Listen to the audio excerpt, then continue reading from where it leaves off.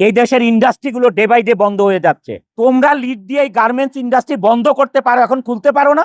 শ্রমিক লিডারদেরকে বক্তৃতা দিতে শুনলাম যে বন্ধ ইন্ডাস্ট্রিগুলি খুলে দিতে হবে। আরে সে মালিক এখন কেন খুলে দিবে? এখন কেন গার্মেন্টস মালিকরা ইন্ডাস্ট্রি খুলে দিবে? আসসালামু আলাইকুম, এনটিভি দর্শকদের স্বাগত জানাচ্ছি আমি স্পেশাল করেসপন্ডেন্ট জাহিদুর রহমান। দর্শক, আপনারা কিছুটা শুনছিলেন অনন্ত জলিলের কথা। অনন্ত জলিল মানে ঢাকাই ছবির একজন নায়ক, চলচ্চিত্র পরিচালক, প্রযোজক এবং দেশের তৈরি পোশাক খাতের একজন উদ্যোক্তা। তার রয়েছে এজিআই এবং এবি গ্রুপ নামের বৃহৎ দুটি গ্রুপ, যার অধীনে বেশ কয়েকটি তৈরি পোশাক কারখানা। সেই পোশাক কারখানা নিয়ে বেশ বিচলিত অনন্ত জলিল। কেন তিনি বিচলিত আমরা শুনবো তার কথা। তিনি তার ফ্যাক্টরিতে কথা বলছেন গণমাধ্যম কর্মীদের সাথে, আপনাদেরকে নিয়ে যাচ্ছে সেখানে, আপনারা আমাদের সঙ্গে থাকুন। একটা ইন্ডাস্ট্রি বানাতে পারো না, বানায় তাদেরকে চাকরি দাও। একটা ইন্ডাস্ট্রি এরকম করে বানায় তাদেরকে চাকরি দাও না পারলে। এখন কেন গার্মেন্টস মালিকদেরকে খুলতে হবে এইসব বন্ধ ইন্ডাস্ট্রি? আজকে যদি আমি ইন্ডাস্ট্রি বন্ধ করে দিই, এখানে 12,000 লোক কাজ করে, নট 12,000, 12 লক্ষ লোক জড়িত এটার সাথে। সাভারে, আশুলিয়াতে, গাজীপুরে 230 থেকে 240টা এই ধরনের গ্রুপ অফ ইন্ডাস্ট্রি বন্ধ করে দিয়েছে মালিকরা। লক্ষ লক্ষ লোক শ্রমিক বেকার হয়ে গেছে। 13%, 14% আসে হচ্ছে আমাদের রেমিটেন্স যোদ্ধাদের থেকে। রেমিটেন্স আসার কারণে বাংলাদেশে এই রেমিটেন্স যোদ্ধাদেরকে যে সম্মান দিয়েছে, এয়ারপোর্টে আলাদা তাদের বাসস্থান করেছে যে তারা এসে রেস্ট করতে পারে, হোটেলের মতন করেছে, আত্মীয় স্বজন এসে থাকতে পারে, এয়ারপোর্টে তাদেরকে সার্ভিস দিতে হবে, এত ব্যবস্থা করেছে। যারা 84% বাংলাদেশে রেমিটেন্স আনে তাদের জন্য কি করেছে? আমি এটা জোর হাতে রিকোয়েস্ট করছি আমাদের মাননীয় প্রধান উপদেষ্টার কাছে এবং যত উপদেষ্টা আছেন তাদের কাছে, আপনারা আমাদের জন্য কি করেছেন? যারা 84% রেমিটেন্স আনে বাংলাদেশে তাদের জন্য আপনারা কি করেছেন? গার্মেন্টস ইন্ডাস্ট্রি সচল রাখার জন্য কি করেছেন? আমরা সবাই আশা করেছিলাম যে ঈদের সময় অ্যাটলিস্ট একটা বেতন ব্যাংকে লোন দেওয়া হবে। যে শ্রমিক ভাই বোনদেরকে আমরা কি করতে হবে দেখেন, মার্চ মাসে ফেব্রুয়ারির বেতন দিতে হবে, বোনাস দিতে হবে, আবার মার্চ মাসের 50% বেতন দিতে হবে। একটা গার্মেন্টস মালিক কোত্থেকে পাবে এই তিনটা জিনিস এক মাসে? এই তিনটা জিনিস এক মাসে কোথায় পাবে একটা গার্মেন্টস মালিক? যারা 84% রেমিটেন্স এনে বাংলাদেশের অর্থনীতির চাকা সচল রাখে তাদের জন্য কি করেছেন? গার্মেন্টস মালিকেরা মুখ চুপ বোঝে, মুখটা চুপ থেকে কি করতেছে, গার্মেন্টস গুলো আরএমজি গুলো বন্ধ করে চলে যাচ্ছে। আপনারা একবার চিন্তা করেছেন যে আপনারা যে ইন্ডাস্ট্রি গুলো বন্ধ করে চলে যাচ্ছেন, এই দেশের অর্থনীতির অবস্থা কি হবে? এই দেশের কর্মসংস্থানের অবস্থা কি হবে? এই শ্রমিক লিডাররা কয়েকজন মিলে এই দেশে চালাতে পারবে না? তারা একজন একটা ইন্ডাস্ট্রি করতে পারবে? কেন 240টা প্রজেক্ট বন্ধ করে চলেছেন? 240টা ফ্যাক্টরি না, 240টা গ্রুপ অফ কোম্পানি ইন্ডাস্ট্রি বন্ধ করে চলে গেছেন। লক্ষ লক্ষ লোক বেকার হয়ে গেছেন। এই লক্ষ লক্ষ লোক বেকার হওয়াতে বাংলাদেশে এখন আপনাদের ছিনতাই বেড়ে গেছে, সন্ত্রাসী বেড়ে গেছে। এই যদি আমার ইন্ডাস্ট্রি এখানে বন্ধ হয়ে যায়, এই 12,000 লোকের কত লোক এখানে সন্ত্রাসী হয়ে যাবে কল্পনা করতে পারবেন না। মানুষের জীবন চালাতে পারবে না, এখানে লুটপাট শুরু করবে, দিনে দুপুরে দেখা যাবে ডাকাতি শুরু করে দিতে। বিজিএমইতে কিছু লোক আছে তারাও লিড দেয়, এই লিড বন্ধ করতে হবে। বিজিএমইতে 98% যদি ভালো লোক থাকে, 2% লোক আছে এই শ্রমিক লিডারদের সাথে মিশে লিড দেওয়ার চেষ্টা করে, দলাদলি করার চেষ্টা করে। গার্মেন্টস কোনো রাজনীতির বস্তু না, এটা ইন্ডাস্ট্রি, এটা কোনো রাজনীতির খেলার মাঠ না। এখানে আওয়ামী লীগ আসবে, বিএনপি আসবে, ও আসবে, সে আসবে, এটা নিয়ে পলিটিক্স করবে। এটা কোনো রাজনীতির মাঠ না, এটা কর্মসংস্থান, এটা ইন্ডাস্ট্রি। এইটা বাঁচলে দেশ বাঁচবে, এইটা বাঁচলে আপনারা রাজনীতি করতে পারবেন। দেশে মানুষ থাকতে হবে। আপনারা কি মানুষ ছাড়া রাজনীতি করবেন? দেশে মানুষ দরকার নেই আপনাদের? সবাইকে বেকার করে রাজনীতি করবেন? মানে যত বেকার হবে তত আপনাদের পিছনে লাইন ধরে স্লোগান করবে, এটা চান আপনারা? এই দেশের ইন্ডাস্ট্রিগুলো ডে বাই ডে বন্ধ হয়ে যাচ্ছে। আপনারা জানেন ওই আন্দোলনে সাভারে, আশুলিয়াতে, গাজীপুরে 230 থেকে 240টা এই ধরনের গ্রুপ অফ ইন্ডাস্ট্রি বন্ধ করে দিয়েছে মালিকরা। লক্ষ লক্ষ লোক শ্রমিক বেকার হয়ে গেছে। কিছুদিন আগে আমি শ্রমিক লিডারদেরকে বক্তৃতা দিতে শুনলাম যে বন্ধ ইন্ডাস্ট্রিগুলি খুলে দিতে হবে। আরে সে মালিক এখন কেন খুলে দিবে? এখন কেন গার্মেন্টস মালিকরা ইন্ডাস্ট্রি খুলে দিবে? তোমরা লিড দিয়ে গার্মেন্টস ইন্ডাস্ট্রি বন্ধ করতে পারো, এখন খুলতে পারো না? একটা ইন্ডাস্ট্রি বানাতে পারো না? বানায় তাদেরকে চাকরি দাও। একটা ইন্ডাস্ট্রি এরকম করে বানায় তাদেরকে চাকরি দাও না পারলে। এখন কেন গার্মেন্টস মালিকদেরকে খুলতে হবে এইসব বন্ধ ইন্ডাস্ট্রি? আজকে যদি আমি ইন্ডাস্ট্রি বন্ধ করে দিই, এখানে 12,000 লোক কাজ করে, নট 12,000, 12 লক্ষ লোক জড়িত এটার সাথে। এই গার্মেন্টস ইন্ডাস্ট্রির সাথে কি জড়িত না? ব্যাংক জড়িত, ইন্স্যুরেন্স জড়িত, মোবাইল কোম্পানি জড়িত, হাড়ি পাতিল থেকে কাপড় চোপড় বানানো, বাসা ভাড়া, প্রত্যেকটা জিনিস জড়িত এটার সাথে। কি জড়িত নাই গার্মেন্টস ইন্ডাস্ট্রির সাথে? বাংলাদেশে 84% রেমিটেন্স আছে শুধু আরএমজিতে। 13% 14% আসে হচ্ছে আমাদের রেমিটেন্স যোদ্ধাদের থেকে। সারা বাংলাদেশের এক্সপোর্ট থেকে 2% আসে, 2%। মিডিয়া ভাই ও বোনেরা, আমাদের শ্রমিক ভাই বোনেরা, এই দেশে আপনারা কি করে খাবেন? আমার শ্রমিক ভাই বোনেরা, আপনারা কি করে খাবেন? মিডিয়া ভাই বোনেরা, আপনারা এটা প্রচার করুন যে এই দেশ কি দিয়ে চলবে। আমাদের প্রধান উপদেষ্টা জনাব ডক্টর ইউনূস সাহেব 12%, 13%, 14% রেমিটেন্স আসার কারণে বাংলাদেশে এই রেমিটেন্স যোদ্ধাদেরকে যে সম্মান দিয়েছে, এয়ারপোর্টে আলাদা তাদের বাসস্থান করেছে যে তারা এসে রেস্ট করতে পারে, হোটেলের মতন করেছে, আত্মীয় স্বজন এসে থাকতে পারে, এয়ারপোর্টে তাদেরকে সার্ভিস দিতে হবে, এত ব্যবস্থা করেছে। যারা 84% বাংলাদেশে রেমিটেন্স আনে তাদের জন্য কি করেছে? আমি এইটা জোর হাতে রিকোয়েস্ট করছি আমাদের মাননীয় প্রধান উপদেষ্টার কাছে এবং যত উপদেষ্টা আছেন তাদের কাছে, আপনারা আমাদের জন্য কি করেছেন? যারা 84% রেমিটেন্স আনে বাংলাদেশে তাদের জন্য আপনারা কি করেছেন? গার্মেন্টস ইন্ডাস্ট্রি সচল রাখার জন্য কি করেছেন? আমরা সবাই আশা করেছিলাম যে ঈদের সময় অ্যাটলিস্ট একটা বেতন ব্যাংকে লোন দেওয়া হবে। যে শ্রমিক ভাই বোনদেরকে আমরা কি করতে হবে দেখেন, মার্চ মাসে ফেব্রুয়ারির বেতন দিতে হবে, বোনাস দিতে হবে, আবার মার্চ মাসের 50% বেতন দিতে হবে।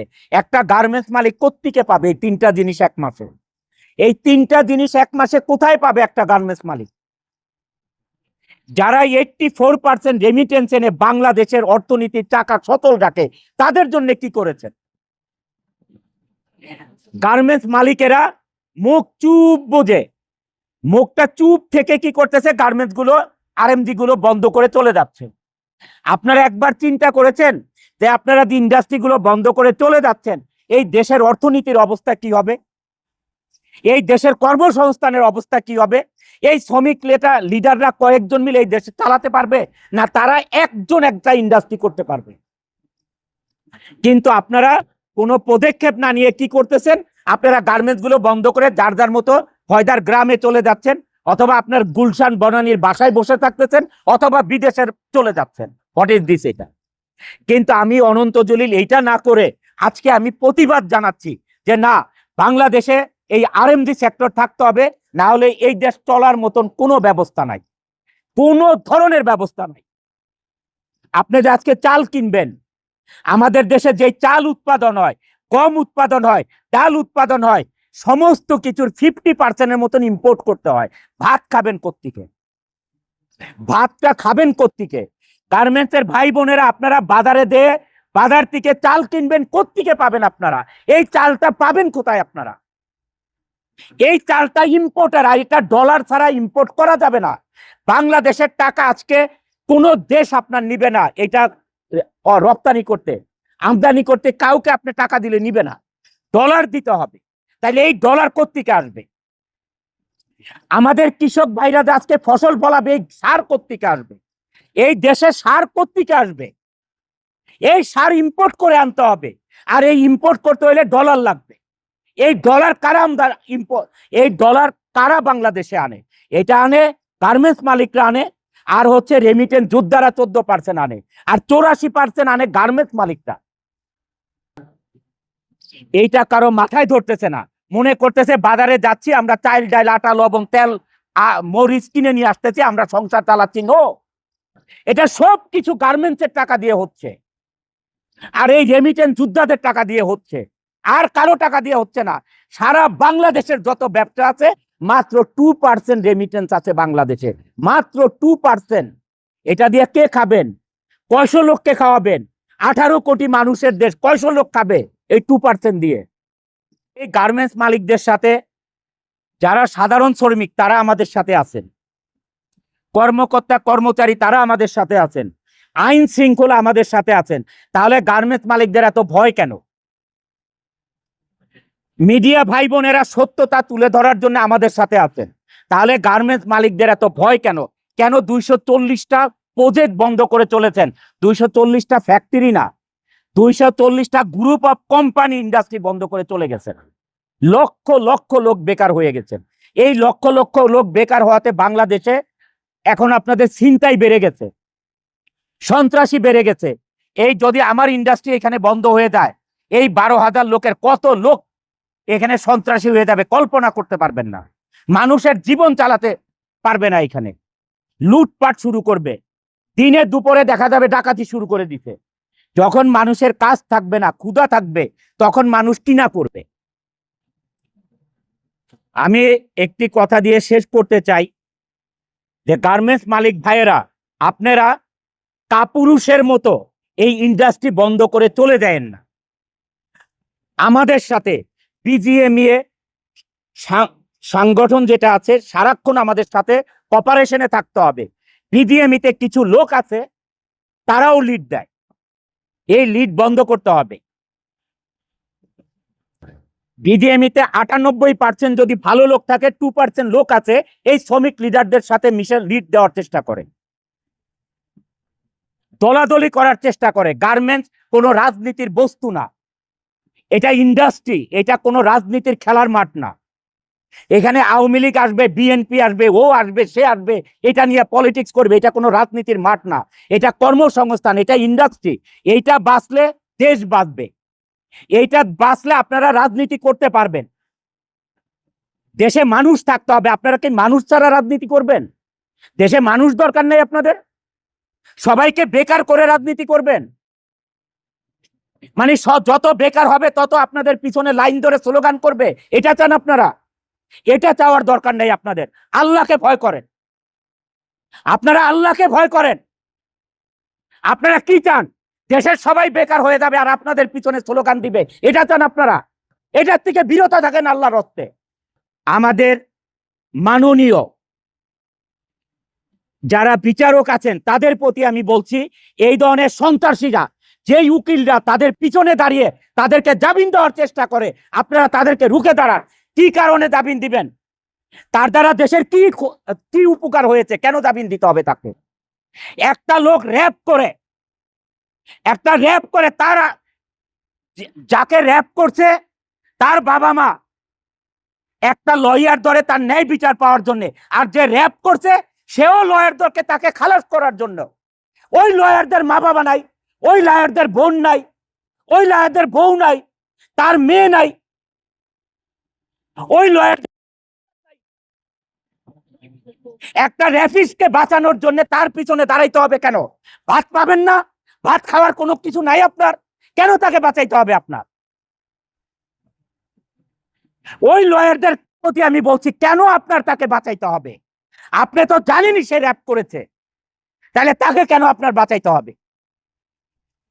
শুধু টাকার জন্যে। এই টাকা না কামাইয়া আপনার সংসার আরো ভালো চলবে, পবিত্রতার সহিত চলবে, আপনার ছেলে মেয়েরা ভালো থাকবে, সুশিক্ষিত হবে। খালি সার্টিফিকেট দেখাবেন আমি পাঠ করছি। এই জন্য আমি আবারও সবার কাছে অনুরোধ করছি, এগুলির থেকে বিরত থাকেন। আপনার পুলিশ ভাইরা অনেক কষ্ট করছে, আপনারা ন্যায় বিচারের জন্য কোর্টে হাজির করুন। সেনাবাহিনীরা ন্যায় বিচারের জন্য কোর্টে আপনাদের হাতে তুলে দেয়, আপনারাও ন্যায় বিচারের জন্য হাজির করুন। আমি এই কয়দিন ধরে দেখছি পুলিশ ভাইরা অনেক কষ্ট করছেন এবং ন্যায় বিচার করার চেষ্টা করছেন। আমি আপনাদের কাছে কৃতজ্ঞ, আমি সেনা প্রধানের কাছে কৃতজ্ঞ, সেনা প্রধানের ফুল টিমের কাছে আমি কৃতজ্ঞ। আজকে এই ইন্ডাস্ট্রিকে রক্ষা করার জন্য আমি আপনাদের কাছে কৃতজ্ঞ। আর আমাদের বিচারক, মাননীয় বিচারক মহোদয়দের কাছে অনুরোধ, তাদেরকে জামিন দিয়ে দেশের ক্ষতি করবেন না। আর যেই লয়াররা তাদের পাশে দাঁড়ান, দয়া করে দাঁড়াবেন না। আপনারা যেই টাকায় এই অন্যায়ের পথে কামাবেন, এইটার চেয়ে বেশি আপনাদের সংসারে চলে যাবে। বাচ্চা অসুস্থ থাকবে, ক্যান্সার হবে, মা বাবা ক্যান্সার হবে আপনাদের পাপের কারণে। দয়া করে এগুলির থেকে বিরত থাকুন। আর শ্রমিক লিডার ভাইয়েরা, যখন ইন্ডাস্ট্রি বন্ধ হয়ে যাবে, এই যে যেভাবে সাভার আশুলিয়া 240টা গ্রুপ অফ ইন্ডাস্ট্রি বন্ধ হয়ে গেছে, তখন শ্রমিক চোখে দেখবেন না। আর এই শ্রমিকরাই একদিন আপনাদেরকে শাসন করবে, মনে রাখেন আপনারা কথাগুলো।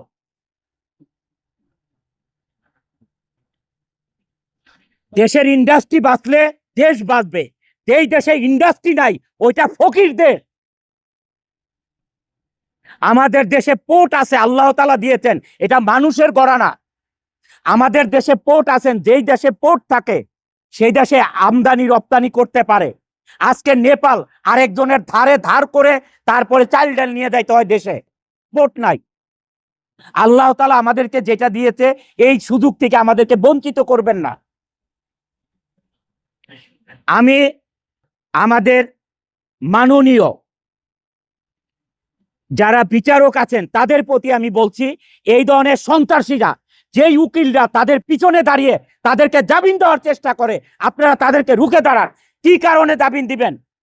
তার দ্বারা দেশের কি উপকার হয়েছে? কেন জামিন দিতে হবে তাকে? একটা লোক র্যাপ করে তারা, যাকে র্যাপ করছে তার বাবা মা একটা লয়ার ধরে তার ন্যায় বিচার পাওয়ার জন্য, আর যে র্যাপ করছে সেও লয়ার ধরকে তাকে খালাস করার জন্য। ওই লয়ারদের মা বাবা নাই, ওই লয়ারদের বোন নাই, ওই লয়ারদের বউ নাই, তার মেয়ে নাই, ওই লয়ার একটা র্যাপিস্টকে বাঁচানোর জন্য তার পিছনে দাঁড়াইতে হবে কেন? ভাত পাবেন না, ভাত খাওয়ার কোনো কিছু নাই আপনার, কেন তাকে বাঁচাইতে হবে আপনার? ওই লয়ারদের প্রতি আমি বলছি, কেন আপনার তাকে বাঁচাইতে হবে? আপনি তো জানেনই সে র‍্যাপ করেছে, তাহলে তাকে কেন আপনার বাঁচাইতে হবে? শুধু টাকার জন্য। এই টাকা না কামাইয়া আপনার সংসার আরো ভালো চলবে, পবিত্রতার সহিত চলবে, আপনার ছেলে মেয়েরা ভালো থাকবে, সুশিক্ষিত হবে। খালি সার্টিফিকেট দেখাবেন আমি পাঠ করছি। এই জন্য আমি আবারও সবার কাছে অনুরোধ করছি, এগুলির থেকে বিরত থাকেন। আপনার পুলিশ ভাইরা অনেক কষ্ট করছে, আপনারা ন্যায় বিচারের জন্য কোর্টে হাজির করুন। সেনাবাহিনীরা ন্যায় বিচারের জন্য কোর্টে আপনাদের হাতে তুলে দেয়, আপনারাও ন্যায় বিচারের জন্য হাজির করুন। আমি এই কয়দিন ধরে দেখছি পুলিশ ভাইরা অনেক কষ্ট করছেন এবং ন্যায় বিচার করার চেষ্টা করছেন। আমি আপনাদের কাছে কৃতজ্ঞ, আমি সেনা প্রধানের কাছে কৃতজ্ঞ, সেনা প্রধানের ফুল টিমের কাছে আমি কৃতজ্ঞ। আজকে এই ইন্ডাস্ট্রিকে রক্ষা করার জন্য আমি আপনাদের কাছে কৃতজ্ঞ। আর আমাদের বিচারক, মাননীয় বিচারক মহোদয়দের কাছে অনুরোধ, তাদেরকে জামিন দিয়ে দেশের ক্ষতি করবেন না। আর যেই লয়াররা তাদের পাশে দাঁড়ান, দয়া করে দাঁড়াবেন না। আপনারা যেই টাকায় এই অন্যায়ের পথে কামাবেন, এইটার চেয়ে বেশি আপনাদের সংসারে চলে যাবে। বাচ্চা অসুস্থ থাকবে, ক্যান্সার হবে, মা বাবা ক্যান্সার হবে আপনাদের পাপের কারণে। দয়া করে এগুলির থেকে বিরত থাকুন। আর শ্রমিক লিডার ভাইয়েরা, যখন ইন্ডাস্ট্রি বন্ধ হয়ে যাবে, এই যে যেভাবে সাভার আশুলিয়া 240টা গ্রুপ অফ ইন্ডাস্ট্রি বন্ধ হয়ে গেছে, তখন শ্রমিক চোখে দেখবেন না। আর এই শ্রমিকরাই একদিন আপনাদেরকে শাসন করবে, মনে রাখেন আপনারা কথাগুলো। এখন আমাদের প্রশাসনিক যারা ঊর্ধ্বতন কর্মকর্তা আছেন, সবাই তাদেরকে বোঝানোর চেষ্টা করে যে আজকে 10 তারিখ তোমাদের বেতন তো এমনিতেই হয়ে যাবে, আজকে হবে কালকে হবে, তোমাদের বেতন তো হয়ে যাবে, তোমাদের আন্দোলন করার কারণ কি? এবং আমরা যে বেতন 1 দিন বা 2 দিন দেরি হতে পারে, ফ্লোরে নোটিশ লাগানো আছে।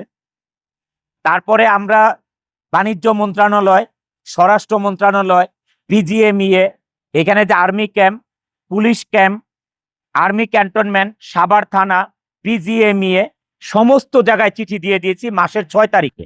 মার্চের 6 তারিখে। কিন্তু তারপরেও তারা 10 তারিখে এই ধরনের ঘটনা করে 3টা সাড়ে 3টা পর্যন্ত কোম্পানিতে কোনো কাউকে কাজ করতে না দিয়ে প্রত্যেকটা জায়গা বন্ধ করে দিয়ে তারপরে 3:30টার দিকে ফ্যাক্টরি থেকে তারা চলে যায়।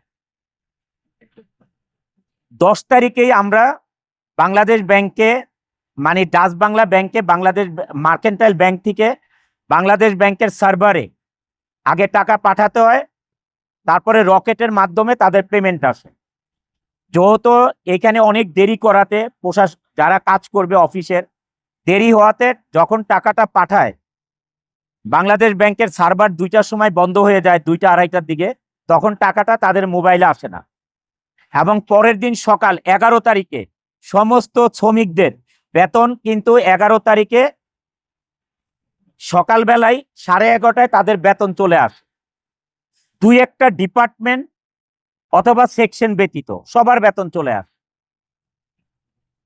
ঠিক দুপুরবেলা লাঠি চোটা নিয়ে বেতন পাওয়া সত্ত্বেও যেইখানে খুশি সেইখানে মারামারি ভাঙচুর করে সবাই নিচে নেমে আসে। তখন এই ব্যাপারটা আমরা আর তাদেরকে বোঝানোর মতন কোনো পরিবেশ নাই। আমাদের এই যে জিএম সাহেবরা যা দেখেন, যারা কর্মকর্তা দেখেন, তাদেরকে লাঠি চোটা নিয়ে দৌড়ানো শুরু করে, মানে পুরো ফ্যাক্টরিতে মারার জন্য। মানে এটার কোনো কারণ খুঁজে পেলাম না। 1 নাম্বার হচ্ছে 10 তারিখে তাদের কারণে বেতন দেরি হয়ে গেল। 11 তারিখ সকাল 11:30টার সময় তাদেরকে বেতন দেওয়া হয়েছে। সকাল 11:30টার সময় তাদের বেতন চলে আসছে। তাহলে এই ঘটনাটা ঘটানোর আমি কোনো কারণ খুঁজে পাই নাই। আমাদের এই কোম্পানি 1996-এ স্টাবলিশ। এই 1996 থেকে 2024-এর অগস্টের আগ পর্যন্ত, অগস্টের 12 তারিখের আগ পর্যন্ত আমাদের কোম্পানিতে আজ পর্যন্ত কোনোদিন আমরা আনরেস্ট কি চোখে দেখি নাই। এই কোম্পানিতে অনেক লোক আছে যে 28 বছর চাকরি করে এই প্রজেক্টে, 25 বছর, 26 বছর, 20 বছর, তো ম্যাক্সিমাম লোকের চাকরির বয়স এখানে। মানে এইটার আমি কোনো কারণ খুঁজে পাই নাই। পরে আমরা সিদ্ধান্ত নেই যেটার অবশ্যই পিছনে কোনো কারণ লুকিয়ে আছে, এই কারণটাকে অনুসন্ধান করতে আমি আমার ম্যানেজমেন্টকে বলি। আমার ম্যানেজমেন্ট থেকে আমাকে সন্ধ্যার সময় বলা হয় যে স্যার এটার কারণ আমরা খুঁজে পেয়েছি। এখানে যে শ্রমিক ফেডারেশন আছে,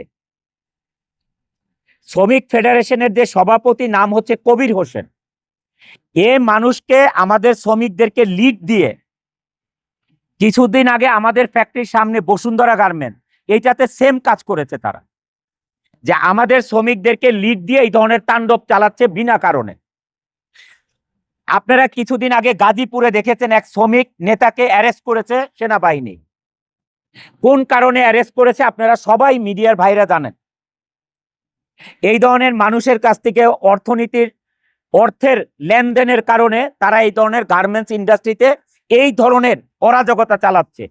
এরা কি বুঝতেছে, সাধারণ শ্রমিকরা কি বুঝতেছে? এটা তাদেরকে ফ্রন্টে রেখে তারা টাকা কামাচ্ছে, তারা টাকা কামাচ্ছে, দেশের অর্থনীতিকে ধ্বংস করে দিচ্ছে, দেশের কর্মসংস্থানকে শেষ করে দিচ্ছে। তারা মুষ্টিম্য কিছু লোক এই অর্থলোভী থাকাতে এই দেশে আমাদের ফ্যাক্টরিতে গত 10 তারিখে বেতন দেওয়ার কথা ছিল। 10 তারিখে যখন বেতন আমরা দিব সেটা তো কাজের পরে দিব, বিকালবেলা বেতন পাবে। কিন্তু এই যে এত বড় ইন্ডাস্ট্রি দেখেন, এজিআই গ্রুপ, এবি গ্রুপ মিলে এখানে 12,000 লোক কাজ করে। 12,000 লোকের মধ্যে মাত্র হাতে গোনা 150-200 লোক এরা এর আগেও আপনার 12 বা 13 আগস্টে এবং সেপ্টেম্বরে একই ধরনের দুর্ঘটনা করে, ভাঙচুর, লুটপাট, মারামারি, আমাদের সিকিউরিটি ম্যানেজারকে জখম করে, আরেকজনকে জখম করে, মানে অনেক লোককে হাত পায়, অনেকে আঘাত পায়, মানে ইচ্ছা মতো তাদের তাণ্ডব চালায়। এই তাণ্ডব চালানোর কারণে আমাদের প্রশাসনিক যে ব্যবস্থা নেওয়া হয়, তাদেরকে 25 জনের নাম লিখে থানাতে তাদের নামে কমপ্লেইন দেওয়া হয়, যে মামলা করা হয়। এই মামলাতে আসামি করা হয় 8 জনকে, আর বাকিদেরকে অজ্ঞাতনামা রাখা হয়।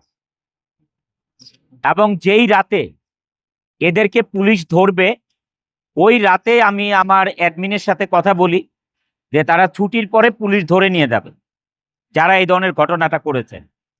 পরে আমার মধ্যে আসলো যে আমরা একবার তাদেরকে আরেকবার ক্ষমা করে দেখি, যে এই ধরনের কাজ যেন না করে তারা। আমরা যেই জায়গায় দাঁড়িয়ে আছি, তা আমাদের এত বড় ইন্ডাস্ট্রি, আমরা এবিতে আলাদা মিটিং করি, এই এজিআই গ্রুপে এখানে মিটিং করি, পোলোর ওইখানে মিটিং করি, বিভিন্ন জায়গায় মিটিং করে তাদেরকে দেখাই যে তোমরা যেই কাজটা করেছো, ভাঙচুর করেছে, মানুষকে আহত করেছে বিনা কারণে, মানুষের কোম্পানিতে 3 মাস 4 মাসের বেতন বাকি থাকে, আন্দোলন করে একটা যুক্তিসঙ্গত। আমি সেনাবাহিনীর সামনেও তাদেরকে জিজ্ঞাসা করি যে তোমাদের আন্দোলনের কারণটা আমাকে একবার বলো, কারণটা কি? 10 তারিখ বেতন পাবা, 12 তারিখ হয়ে গেছে, সেপ্টেম্বর মাসের কথা বলছি 2024। এর জন্য 2 দিনের জন্য কেন আন্দোলন করা হবে? তোমাদেরকে তো বেতন বলাই হচ্ছে 12-13 তারিখে বেতন দেওয়া হবে, এমন তো না যে তোমরা 3-4 মাসের বেতন এখানে পাও। তাহলে এই আন্দোলনের কারণ কি? তো যাই হোক, আমি তাদেরকে মাফ করে দেই, যে তাদেরকে আমাদেরকে কথা দেয় যে আমরা এই ধরনের কাজ আর করবো না স্যার, আমাদেরকে মাফ করে দেন, আপনি ইন্ডাস্ট্রিটা ভালোভাবে চালান, আমরাও কাজ করব। যাই হোক, এত মাস চলে আসছে। আবার এই মার্চ মাসের 10 তারিখে সকালে প্রথমে তারা ঢুকে, এই 250 লোক বা 150 লোক, তারা সকালে আগে ঢুকে ওই মেন গেটের 2 নাম্বার বিল্ডিংটা ওইখানে দাঁড়ায়। যত লোক ঢুকে কোম্পানিতে কাউকে কাজে ঢুকতে দেওয়া হয় না, যারা সাধারণ শ্রমিক কাজ করবে সবাইকে একত্রে জড়ো করে। যখন সবাই ঢুকে যায়, ঢুকার পরে প্রত্যেকটা গেটে তারা তালা লাগিয়ে 6-7 জন করে লাঠি চোটা নিয়ে তালা লাগিয়ে দাঁড়িয়ে থাকে। যখন এখানে পুলিশ আসে, এসবির লোক আসে, তারা দেখেছে যে তারাও ফ্যাক্টরির ভিতরে ঢুকতে পারতেছে না, প্রত্যেকটা জায়গায় তালা লাগানো, এবং এই সরকারি কাজে তারা বাধা দেয়।